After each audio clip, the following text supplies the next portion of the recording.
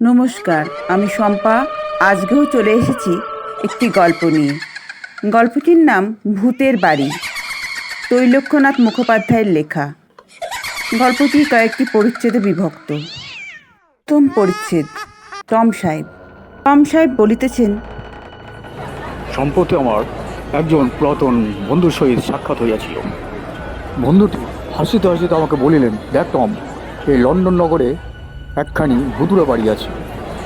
আমি উত্তর করিলাম, বটে, তা সত্য বলিতেছ না তামাশা করিতেছ? তুমি পণ্ডিত লোক, ভূতে তোমার বিশ্বাস নাই। আমার বন্ধু বলিলেন, না ভাই, তামাশা নয়। যে বাড়িটি আমি ভাড়া লইয়াছিলাম সেই বাড়িটিতে আমি 3 দিনের অধিক তাহাতে বাস করিতে পারি না। বিশেষ কিছু যে ভয়ানক দেখিয়াছি তা নয়, তবে কিরূপ শব্দ হয় মনের ভেতর সর্বদা একটা আতঙ্কর সৃষ্টি হয়।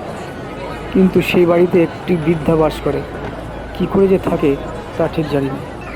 বৃদ্ধা বলিল যে কোনো ভাড়াটিয়াই এই বাড়িতে 2 দিনের বেশি বাস করিতে পারে না। বন্ধুর কথা শুনিয়া আমি ভাবিতে লাগিলাম, ভূতের বাড়ি? এতদিনের পর বুঝি আমার স্বাদ মিটিল। ভূত কীরূপ দেখিতে চিরকালই আমার মনে একান্ত বাসনা।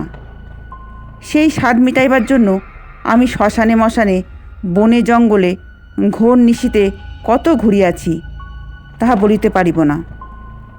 কিন্তু ভূত দেখা যে আমার কপালে কখনো ঘটে নাই। আজ কি ভগবান আমার মনোবাঞ্ছা পূর্ণ করিবেন? দেখা যাক কি হয়। বন্ধুর নিকট হইতে সেই বাটির ঠিকানা জানিয়া লইলাম।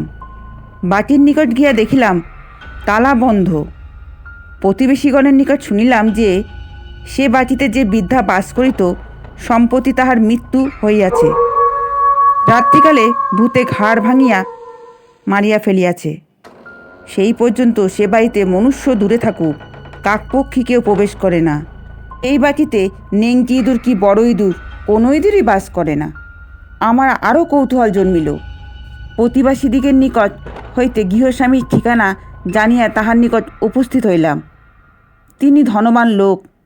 ভূতের বাড়ি ভাড়া লইব শুনিয়া তিনি আমাকে বলিলেন, বাড়ির যে দুর্নাম আছে তাহা বোধহয় আপনি শুনিয়া থাকিবেন। আমি এতদিন নানা দেশ ভ্রমণ করিয়াছিলাম। আমার খুড়ামশাই ওই বাড়ি ক্রয় করিয়াছিলেন। কবে হইতে ওই বাড়িতে ভূতের উপদ্রব তাহা আমি বলিতে পারিব না। সপরিবারে আমি ওই বাড়িতে 2 দিন বাস করিয়াছিলাম। 2 দিনের পর প্রাণ ভয়ে আমি ওই বাড়ি হইতে পলাইয়া আসিলাম। আপনি যদি ওই বাড়িতে 2 দিন বাস করিতে পারেন তাহলে আপনার কাছ থেকে ভাড়া লওয়া তো দূরের কথা, আমি ঘর হইতে আপনাকে আরও কিছু দেব। যা হোক, আমি চাবি লইয়া আসিলাম। আমার একজন ডানপিটে বীরপুরুষ চাকর ছিল। ভূত প্রেত দৈত্য দানব কিছুই সে মানিত না। মনে তার অপরিমিত সাহস, দেহে তার অসীম বল। তাহাকে আমি সকল কথা খুলিয়া বলিলাম। আর জিজ্ঞাসা করিলাম, কেমন তুমি আমার সঙ্গে এই বাড়িতে রাত্রি যাপন করিবে? চাকর উত্তর করিল, ভূত আমার সামনে আসিবে, ভূত আমার সামনে বাহির হইবে। আমি ভূতের বাবা, দেহি ভূত কেমন আমার সামনে আসে, আমি তো ভূতের চচ্চড়ি কইরা খাইব। তাহার কথা শুনিয়া আমার মনে আহ্লাদ হইল। ভূত মানি আর না মানি, তবু সে স্থান বিশেষ কাল বিশেষ প্রাণটা কেমন ছ্যাক ছ্যাক করে গায়ে কাঁটা দিয়ে ওঠে। একজন সঙ্গী থাকলে মনে অনেকটা সাহস হয়।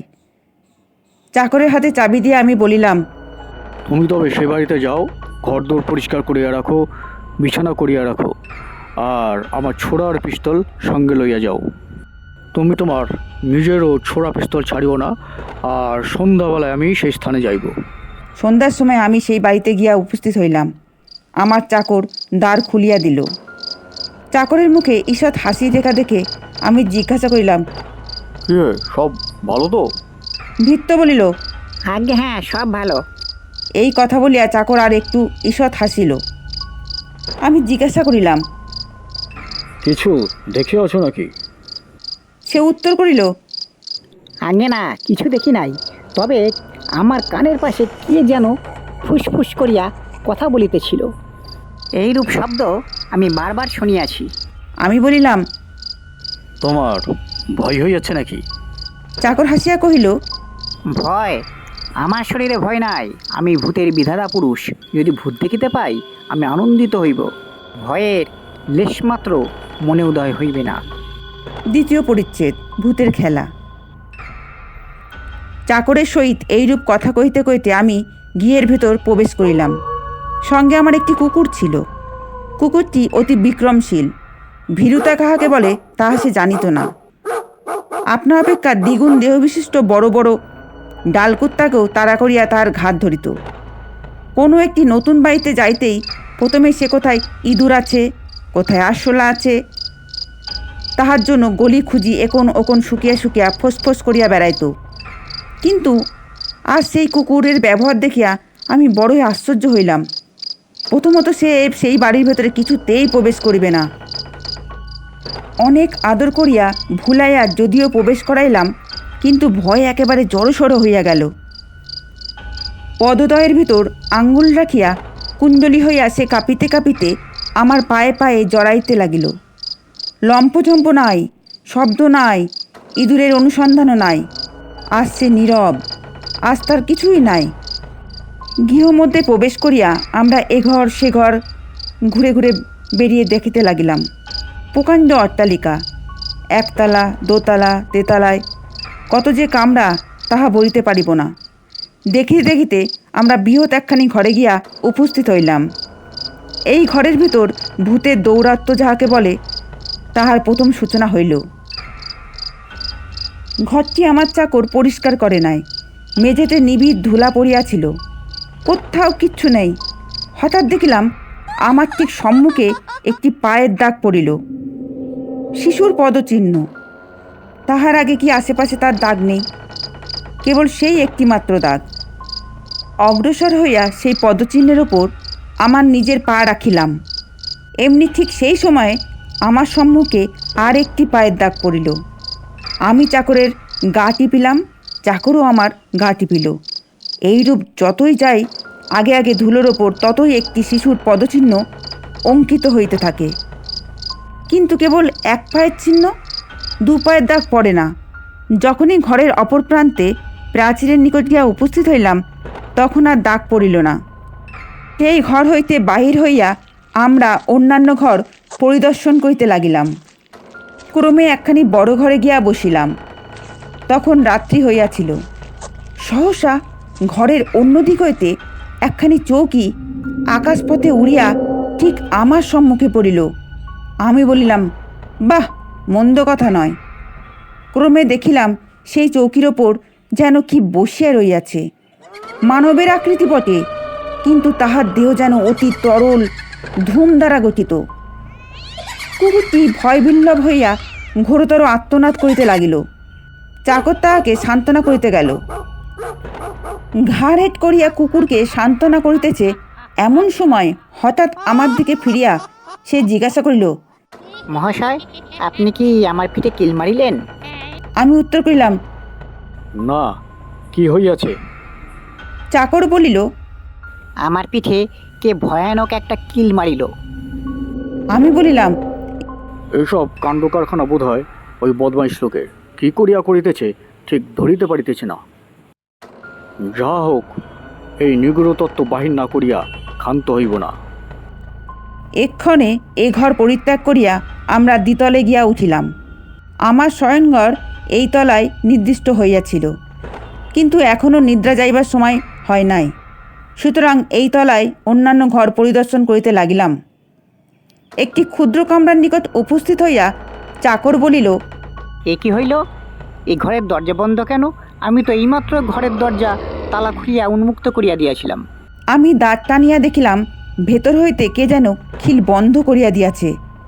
বিস্ময়ে দ্বারের দিকে চাহিয়া আছি। এমন সময় আশ্চর্য, দ্বার আস্তে আস্তে আপনি আপনি খুলে গেল। আমরা দুজনেই ঘরের ভিতর প্রবেশ করিলাম। এক প্রকার অমানসিক গন্ধে ঘর ক্রমে ক্রমে পরিপূর্ণ হইতে লাগিল। এক প্রকার ভৌতিক ত্রাসেও আমার হৃদয় অবসন্ন হইতে লাগিল। সে আশঙ্কা যে কি তাহা বর্ণনা করিতে পারি না। মরজীবনের প্রতিকূল কোনো একটা ভীষণ পদার্থ যেন সেই ঘরে আছে, এইরূপ আমার মনে হইল। সর্বনাশ! সহসা ঘরের দ্বার বন্ধ হইয়া গেল। সে ঘরে আর অপর দ্বার কি জানালা ছিল না। প্রথমেই দুজনের দ্বার টানাটানি করিয়া দেখিলাম, কিছুতেই খুলিতে পারিলাম না। আমার চাকর বলিল, অতি পাতলা কপাট দিয়ে এই দরজাটি গঠিত, 2টি লাঠিতেই ভাঙিয়ে ফেলিব। দেখি ভূতেরা কি করে আটকায়। 2 লাঠিতে নয়, 1000 লাঠিতেও সে কপাট ভাঙিল না। আমি অনেক চেষ্টা করিলাম, কিন্তু কিছুতেই সেই ভঙ্গপ্রবণ কপাট ভাঙিতে পারিলাম না। শ্রান্ত হইয়া আমরা নিবৃত্ত হইলাম। তখন খলখল করিয়া বিকট হাসির শব্দ হইল। দ্বারটি আস্তে আস্তে আপনি আপনি খুলে গেল। সে ভয়াবহ ঘর হইতে তাড়াতাড়ি আমরা বাহির হইয়া পড়িলাম। সে ঘর হইতে বাহির হইয়া আমরা বারান্দায় দাঁড়াইলাম। একপাশে মিটমিট করিয়া কেমন একটা নীল বর্ণের আলো জ্বলিতেছিল। কি আলো? কোথায় যাইতেছে দেখিবার জন্য আমরা তাহার পশ্চাৎগামী হইলাম। সিঁড়ি দিয়ে আমাদের সঙ্গে আগে আগে আলোটি তেতালায় উঠিতে লাগিল। তেতালের উপরে উঠিয়া সামান্য একটা শয়নাগারে প্রবেশ করিল। সেই বৃদ্ধ এই বাড়িতে একাকী বাস করিত। এই ঘরটি তাহার ছিল, আমরা এইরূপ অনুমান করিলাম। ঘরের ভিতরে একটি দেরাজ ছিল। খুলিয়া দেখিলাম তাহার ভিতরে একখানি রেশমি রুমাল রইয়াছে। রুমালের একধারে 2খানি চিঠি বাঁধা রইয়াছে। চিঠি 2খানি লইয়া সেই ঘর হইতে বাহির হইলাম। দ্বিতলে আসিবার নিমিত্তে সিঁড়ি দিয়া নামিতে লাগিলাম। মনে হইল আমার পাশে পাশে যেন কে নামিতেছে, কিন্তু তাহাকেও আমি দেখিতে পাইতেছি না। সহসা খপ করিয়া কে আমার হাত ধরিল। আমার হাত হইতে চিঠি 2খানি কাড়িয়া লইবার নিমিত্তে কে যেন বারবার চেষ্টা করিল। দৃঢ় মুষ্টি বদ্ধ করিয়া আমি তাহার সে চেষ্টা বিফল করিলাম। 3য় পরিচ্ছেদ, ঘোর বিভীষিকা। আমরা নিজের শয়নাগারে উপস্থিত হইয়া প্রথমে ঘড়ি, পিস্তল ও ছোরা মেঝের ওপর রাখিলাম। নিকটস্থ ছোট একটি ঘরে চাকরকে শুইয়া বলিলাম, দ্বার খোলা রইল। কুকুর ঘোরতর ভয়ে ভীত হইয়া ঘরের কোণে গিয়া আশ্রয় লইল। মাঝে মাঝে ত্রাসজনিত বিকট রোদনের ন্যায় শব্দ করিতে লাগিল। যে পত্র 2খানি ওপর হইতে আনিয়াছিলাম, এক্ষণে তাহা পড়িতে লাগিলাম। 50 বৎসর পূর্বে চিঠি 2খানি কোনো এক পুরুষ তাহার প্রিয়তমাকে লিখিয়াছিল, কিন্তু নামধাম কাহারও ছিল না। ভালোবাসার কথা ছাড়া তাহাতে একটা বিভীষিকার আভাসও ছিল, যেন কে কাহাকে খুন করিয়াছে, এই ভাবের কথা। পত্র 2খানি পাঠ করিয়া চৌকির ওপর রাখিলাম। ঘরে 2টি বড় বড় বাতি জ্বলিতেছিল। শীতপ্রধান দেশ, অগ্নিস্থানে দাউ দাউ করিয়া অগ্নি জ্বলিতেছিল। ফল কথা, ঘরটি উজ্জ্বল আলোকে আলোকিত হইয়াছিল। সহসা টেবিলের ওপর হইতে আমার ঘড়িটি শূন্য পথে চলিয়া যাইতে লাগিল। এক হাতে ছোড়া, অপর হাতে পিস্তল লইয়া তাড়াতাড়ি আমি ঘড়ি ধরিবার জন্য দৌড়াইলাম, কিন্তু স্রোত করিয়া ঘড়ি কোথায় অদৃশ্য হয়ে গেল, আর আমি দেখিতে পাইলাম না।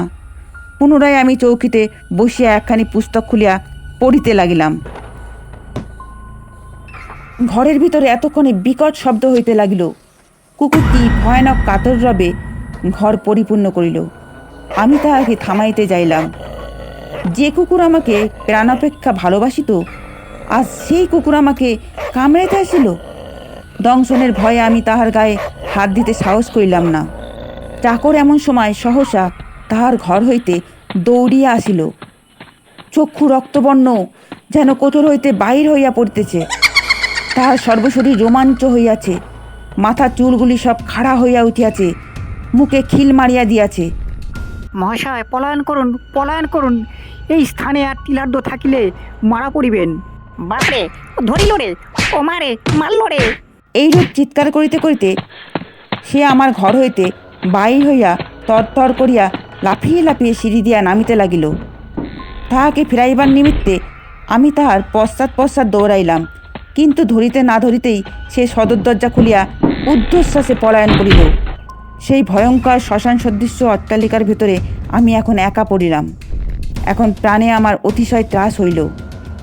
একবার মনে ভাবিলাম আমিও পলায়ন করি, কিন্তু বন্ধুবান্ধব সকলে হাসিবে ও বিদ্রূপ করিবে, যা থাকে কপালে, এই মনে করিয়া পুনরায় আমি ওপরে উঠিলাম। পুনরায় আমি নিজের শয়নাগারে প্রবেশ করিলাম। পুনরায় আমি পড়িতে বসিলাম। আমার হাতে পুস্তক, সম্মুখে বাতি, পুস্তক ও বাতির মধ্যবর্তী স্থানে আমার কোলে তালগাছ প্রমাণ কৃষ্ণবর্ণ একটি মানুষের আকৃতি দাঁড়াইল। তাহার মস্তক ছাদে ঠেকিল। সেই মস্তকে চক্ষু দুটি জ্বলিতে লাগিল। সর্বশরীর আমার শিহরিয়া উঠিল। পিস্তল লইবার নিমিত্তে আমি হাত বাড়ালাম। হাত অসাড়, অবশ। হাত উঠিল না। আমি দাঁড়াবার চেষ্টা করিলাম। পা অসাড় ও অবশ, পাও উঠিল না। চিৎকার করিবার চেষ্টা করিলাম, মুখ দিয়া একটা কথাও বাহির হইল না। জ্ঞানাহত হইবার উপক্রম হইল, কিন্তু তখনও একটা চিন্তাশক্তি আমার মনে ছিল। ভাবিলাম, যদি আমি এখন ভয় করি, তাহা হইলে নিশ্চয়ই আমি প্রাণ হারাইব। এইরূপ মনে করিয়া অনেক চেষ্টা করিয়া ধৈর্য ধরিয়া রাখিলাম। বাতি নিভিল না, অগ্নিস্থানে অগ্নি নির্বাণ হইল না। তথাপি ঘর অন্ধকারে আবৃত হইয়া গেল। আমি ভাবিলাম, যেমন করিয়া হোক ঘর আলো রাখিতে হইবে, অন্ধকার থাকিলে মারা পড়িব। পুনরায় উঠিতে চেষ্টা করিলাম। এবার উঠিতে পারিলাম। আস্তে আস্তে গিয়া একটা জানালা খুলিয়া দিলাম। জ্যোৎস্না রাত্রে ছিল। অল্প অল্প চাঁদের আলো ঘরে প্রবেশ করিল। সেই আলোকে দেখিলাম যে তালবৃক্ষ প্রমাণ কৃষ্ণবর্ণের বিকট মূর্তি তখন সম্পূর্ণ ঘরে নাই। কেবল তার ছায়াটি এক পাশে দণ্ডায়মান রইয়াছে। পুনরায় গিয়া চৌকিতে বসিলাম। পিত, হরিত, লোহিত নানা বর্ণের গোলাকার আলোক এক্ষণে ঘরের চারিদিকে ঘুরিয়া ও গড়াইয়া বেড়াইতে লাগিল। তারপর ভূমিকম্প হইলে যেরূপ হয়, ঘর সেইরূপ দুলিতে লাগিল। যে চৌকির ওপর চিঠি দোকানি রইয়াছিল, তাহার নিচ হইতে ঠিক জীবন্ত মানুষের রক্ত মাংসের হাতের ন্যায় একখানি স্ত্রীলোকের হাত বাহির হইল। তাড়াতাড়ি আমি সেই হাত ধরিতে গেলাম। খপ করিয়া চিঠি দোকানি লইয়া নিমেষের মধ্যে হাতখানি অদৃশ্য হইয়া গেল। ইহার পর একখানি চৌকির ওপর একটি যুবতী বসিয়া রইয়াছে, এইরূপ দেখিলাম। তাহার পর একজন পুরুষ ঘরের ভিতর উপস্থিত হইল। বালকের মূর্তি, বৃদ্ধার মূর্তি, নানা প্রকার আকার ঘরের মধ্যে আবির্ভাব হইতে লাগিল, একে একে বিলীন হইতে লাগিল। তাহা ব্যতীত আরও যে ভয়াবহ ঘটনা সংঘটিত হইল, বর্ণনা করিবার আমার স্থান নাই। মাঝে মাঝে গলা টিপিয়া আমাকে মারিয়া ফেলিবার জন্য কে যেন চেষ্টা করিতে লাগিল। আমার ঘাড় ভাঙিয়া দিবার জন্য মাঝে মাঝে ঘাড়ে হাতও আসিতে লাগিল। সাহসে ভর করিয়া আমি বারবার সেই ভৌতিক হাত ছাড়িয়া ফেলিতে লাগিলাম। সেই রাত্রিতে আমি যে কি করিয়া প্রাণে বাঁচিলাম, তাহা আশ্চর্য কথা। চতুর্থ পরিচ্ছেদ, শেষ কথা। উপরে যাহা লিখিলাম তাহা টম সাহেবের বিবরণ। প্রভাত হইলে এই সমুদায় উপদ্রব থামিল। টম সাহেব তখন এক প্রকার নির্জীব হইয়া পড়িয়াছিলেন। যাহা হোক, সে বাকি হইতে কি করিয়া পালাইবেন এক্ষণে সেই চেষ্টা করিতে লাগিলেন। কোনরূপে উঠিয়া কুকুরকে ডাকিলেন। কুকুর তাহার নিকটে আসিল না। কাছে গিয়া দেখিলেন যে কুকুরটির গলদেশ ভগ্ন হইয়া গিয়াছে, কুকুর মরিয়া গিয়াছে। টম সাহেবের চাকর সেই দিন অবধি বায়ুগ্রস্ত হইল। ইংল্যান্ড পরিত্যাগ করিয়া সে অস্ট্রেলিয়া দ্বীপে পলায়ন করিল। বাড়িওয়ালার নিকট গিয়া টম সাহেব চাবি ফিরাইয়া দিলেন আর বলিলেন, ভূত দেখিতে আমার আর ইচ্ছা নাই, যথেষ্ট হইয়াছে, স্বাদ মিটিয়াছে। বাড়িওয়ালা সকল কথা শুনিয়া বলিলেন, মহাশয়, আপনার মতন সাহসী পুরুষ পৃথিবীতে বিরল। আপনার যে প্রাণ রক্ষা হইয়াছে, ইহাই অনেক। তারপর চিঠি দুখানির কথা শুনিয়া তিনি আরও বলিলেন, এতদিন ধরিয়া যে বৃদ্ধা ওই বাড়িতে বাস করিতেছিল, আমার মনে হয় ওই পত্র দুটি ওনার স্বামীর। আমার খোড়ামশাইয়ের জীবনকালে ওই ব্যক্তি একবার ওই বাড়িটি ভাড়া লইয়াছিল। বৃদ্ধার স্বামী অতিশয় পাষণ্ড ছিল। বৃদ্ধার ভাতা ও ভাতুষপুত্রকে টাকার লোভে বধ করিয়াছিল, এইরূপ শুনিয়াছিলাম। যা হোক, ওই বিদ্যা ব্যতীত এই বাটিতে আর কেউ কোনোদিন এতদিন বাস করিতে পারি নাই। বৃদ্ধার মৃত্যুও সেদিন অকস্মাৎ ঘটিয়াছে। এ সম্বন্ধে নানান লোকে নানা কথাও বলিয়া থাকে। এখন অবধি এমন কোন একটি লোক পায় নাই যে সাহস করিয়া এই বাটির ভিতর প্রবেশ করে। বাটিটি দেখিতেছি যে আগাগোড়াই ভাঙিয়া ফেলিতে হইবে। টম সাহেব উত্তর করিলেন, এই বাড়িটি আগাগোড়া না ভাঙিয়া একটা কর্ম করিলেও তো হয়। যে ঘরটিতে আমরা বন্ধ হইয়া গিয়াছিলাম, ওই ঘরটিতে একটা বিকট গন্ধ বার হইতেছে, সেই ঘরটি ভাঙিলেই তো হয়। বাড়িওয়ালা তাহাই করিলেন। সেই ঘরে মাটির নিচ হইতে নানারূপ অদ্ভুত দ্রব্য বাহির হইল। তাহা কি সে কথা বলিবার স্থান নাই, আবশ্যকেরও নাই। বাড়িওয়ালা সেই সমুদয় দ্রব্য পোড়াইয়া ফেলিলেন। সেই দিন হইতে ভূতের উপদ্রব থামিয়া গেল। নমস্কার। গল্প পাঠে যদি কোনো ভুল ত্রুটি হয়ে থাকে ক্ষমা করবেন। গল্পটি কেমন লাগলো সেটিও জানাবেন।